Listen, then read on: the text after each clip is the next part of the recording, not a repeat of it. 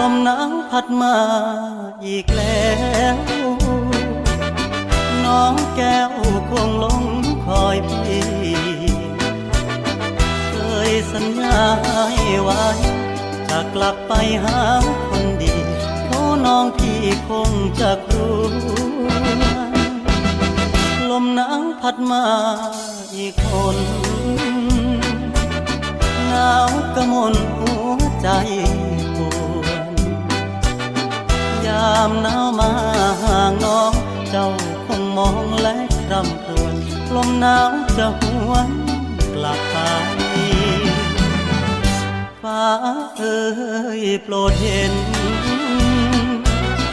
ฟ้าโปรดเป็นพยานให้ความรักยังไม่คลอนนิรันดร